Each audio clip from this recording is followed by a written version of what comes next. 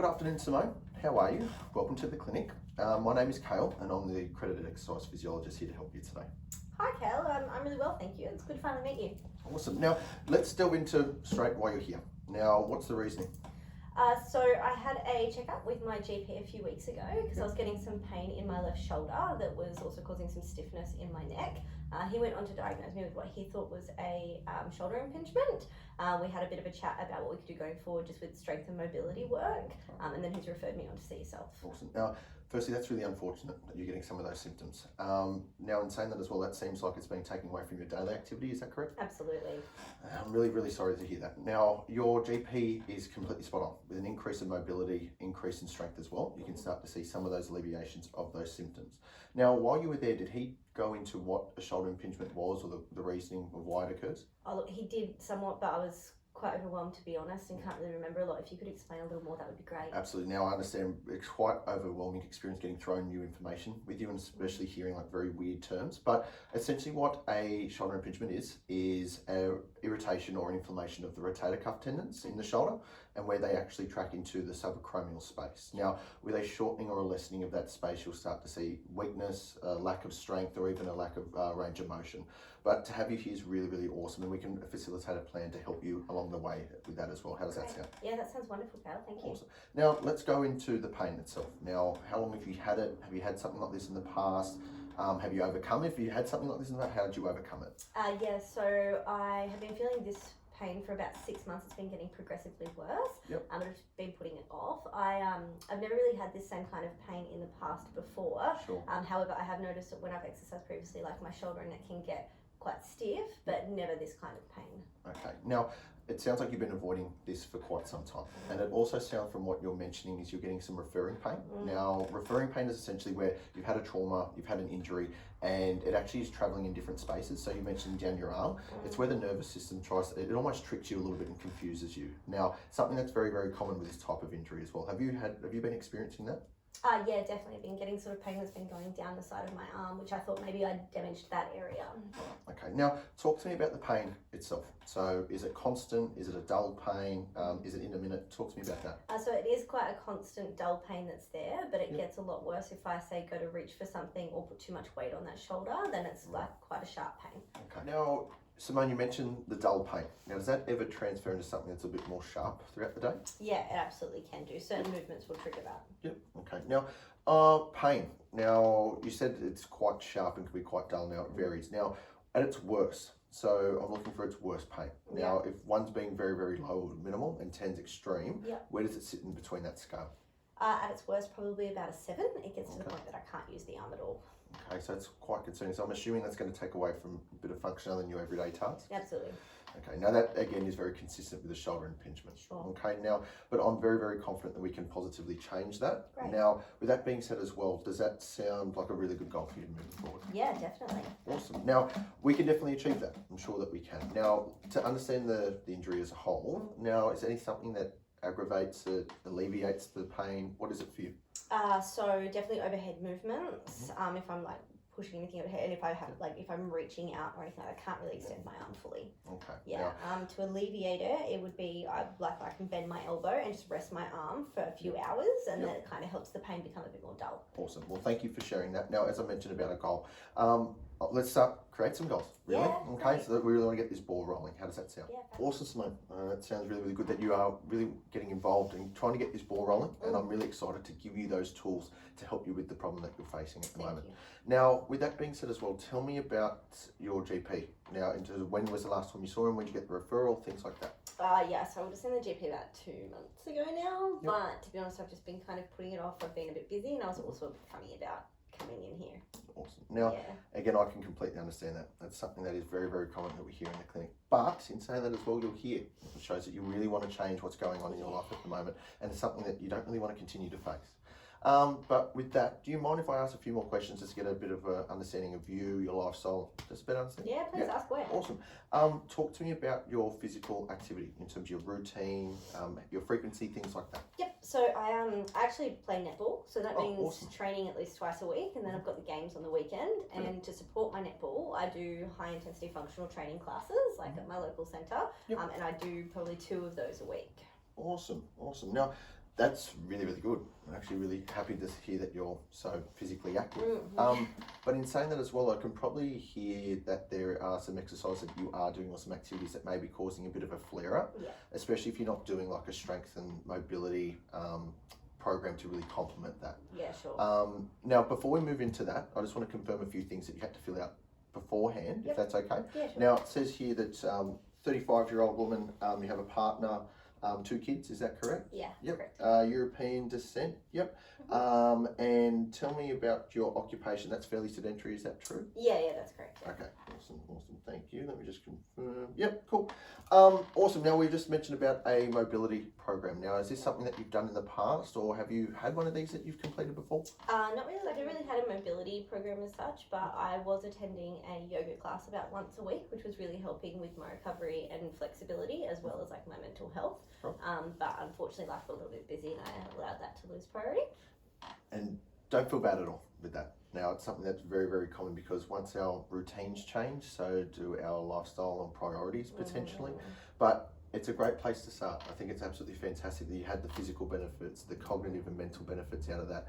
And realistically speaking, with our plan moving forward, I really like to keep that as much as I can. Yeah. But I would prefer or maybe potentially swap one of your functional training classes as an alternative. Okay, now what do you think about that? To be honest, I'd really prefer to keep my functional training classes if I could. Yep. As much as I enjoyed the yoga, I just really like the strength and aesthetic benefits that I get from the functional classes. And again, I can completely understand that. I can really understand that it's something that you really, really enjoy. I do. But if it's something that I must admit in my professional advice, I think that you get much, much more benefit gathering or really implementing another stretching class or a yoga class into that. Okay. Because I think you are maybe putting too much strain on that shoulder in this very point in time. Yeah. Now, look, in saying that as well, I'd really like to then potentially break down your week where we can fit this in if it's not an alternative, and just have that in there. Because sure. again, we want to work together with this as well. Okay. Do you find as though that you could maybe get some benefit out of that? Look, I think that I could and be more than happy to obviously break down the week. I'd Yeah. just be really concerned about trying to fit anything else, and I wouldn't want to jeopardise any more time with my children or family either. Okay. Okay, so with your concerns there and losing some time with your family, I can completely understand that, and that'd be a terrible thing to do. Now, what I can then suggest is potentially swapping out one of your functional training classes for a one-on-one strength session with myself. Okay. So really focus on the weaknesses that we are finding, especially within the shoulder, and something that I can even add for you to do at home. So some maintenance work potentially for some strength, but also that stretch that we were speaking about as well. Fantastic. Now, how does that sound? Yeah, that sounds really good. Awesome. So what we can then go from there is just a bit of a recap. Now, you're more than happy to change out or swap out one of your functional training classes for one-on-one with me. Yep. Is that correct? Yes. Yes. And then maintain your yoga that you're already doing. Yeah. Yeah. Awesome. Fantastic. Now, with that being said, do you have any concerns with that at all?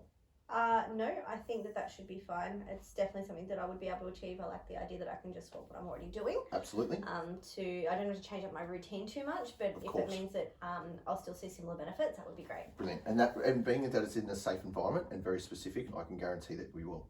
Now, your long-term goals, is there something that we're trying to achieve?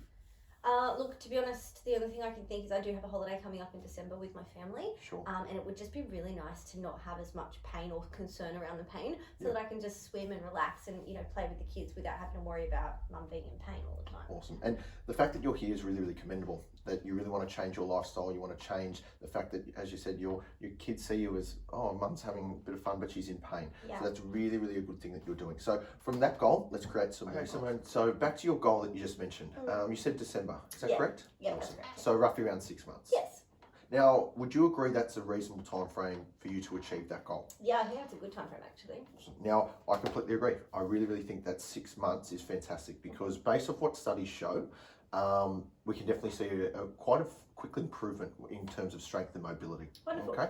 Now, with short-term goals, they come next after long-term goals, essentially, and they help us really stay on track and monitor your progress. Okay. And now we set and really designate a long-term goal. Let's create a short-term goal. How's that sound? Sounds good. Awesome. Now, back to your pain scaling you mentioned before. Now, you roughly said it was about a 7 out of 10. Yes, correct. Awesome.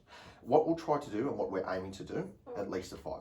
a 5 out of 10 I think would be a really good goal. Okay. And again, reason why I believe that's achievable is because, again, those studies that I mentioned, again, they show that with strength and mobility increases, you will start to see a decrease in that, the symptoms that you feel. Okay, great. And the way in which we're going to monitor that, Yeah. same pain scaling. So as you mentioned before, 7 out of 10, we're going to take that again and continue to take that along this, 3-month progress to see how things are, Okay. track, and see how we are going if we need to amend things. Yeah, perfect. How does that sound? Sounds great. Brilliant. Okay, Simone, so on a scale of 0 to 10, how confident would you feel as though that you'll be to implement this plan as of next week? So 0 being very, very low in confidence, Yep. or 10 being high in confidence?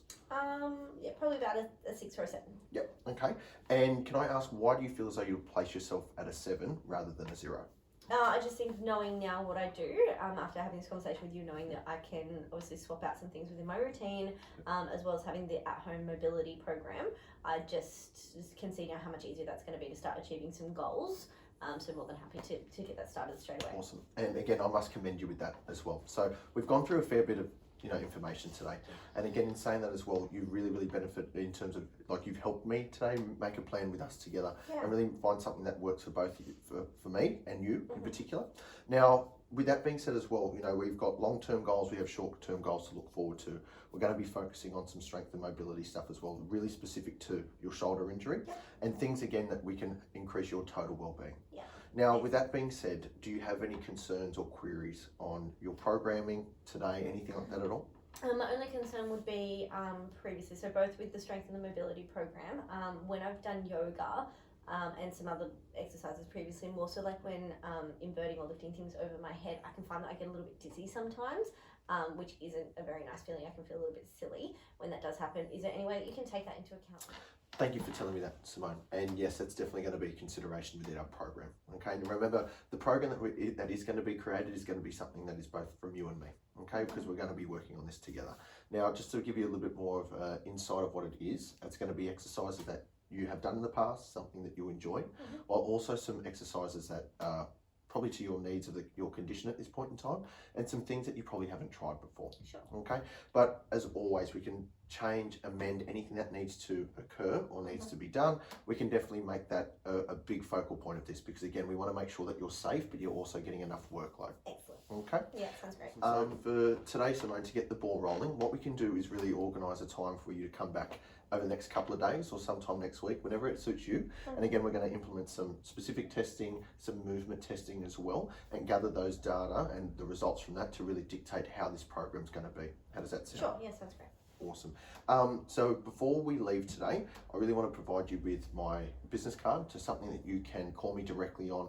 Any questions or queries that you do have, please don't hesitate to call me. I'll also provide you with my personal email address as well. So I'm going to confirm when that day is for you. And before we leave, as I said, we'll head down and we'll configure that out. Sure. Awesome. So I'm really, really looking forward to getting this all up and running for you. I'm really looking forward to get your well-being back on track, and of course that shoulder of yours. Yeah. Awesome. So we can go downstairs and do that now. But again, any questions?